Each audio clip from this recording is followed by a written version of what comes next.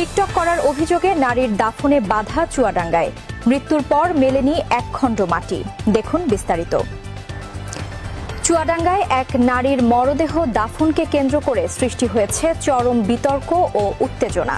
TikTok করা ও অসামাজিক কর্মকাণ্ডে জড়িত থাকার অভিযোগ তুলে সুবর্ণা নামের ওই নারীর দাফনে বাধা দেয় স্থানীয় এলাকাবাসী ও কবরস্থান কমিটি। এবং তার চলাফেরার যে গতি, সেটা আমাদের কাছে পছন্দনীয় না। সে মোবাইলে টিকটক করে এবং বিভিন্ন অসামাজিক কাজে সে লিপ্ত থাকে। এটা তার হয়তো ব্যবসা ছিল, সে সেটা করেছে।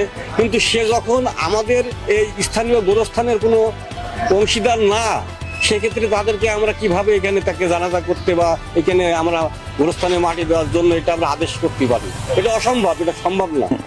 মঙ্গলবার বিকেলে তার মৃত্যু হলে ৪ নম্বর ওয়ার্ডের একটি কবরস্থানে দাফনের চেষ্টা করা হয়।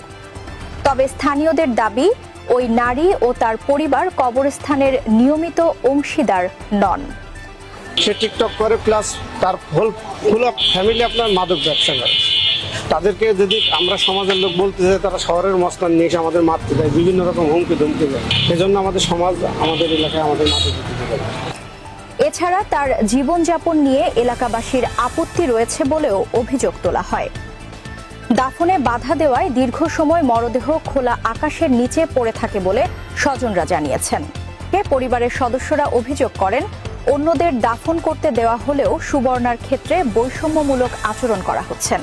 মারা গেছে কালকে বিকালবেলা, প্রত্যেকটা ব্যবস্থা করতে হবে। এর আগে কিন্তু একটা নাচ ছেলেও মারা গেছে, বুঝেছেন? তখনও কিন্তু এখানে মাটি দিতে দিয়েছে ওরা।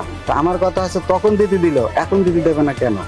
ঘটনাকে কেন্দ্র করে এলাকায় উত্তেজনা ছড়িয়ে পড়ে এবং সাধারণ মানুষের মধ্যে মিশ্র প্রতিক্রিয়া দেখা যায়। অনেকে বিষয়টিকে অমানবিক আখ্যা দিয়ে দ্রুত দাফনের ব্যবস্থা করার দাবি জানিয়েছিলেন। স্থানীয় প্রশাসনের হস্তক্ষেপে পরিস্থিতি নিয়ন্ত্রণ ও সমাধানের চেষ্টা করা হয়েছে বলে জানা গেছে। এই ছিল প্রতিবেদন। জনকণ্ঠ নেসারাবাদের সাথেই থাকুন। ধন্যবাদ।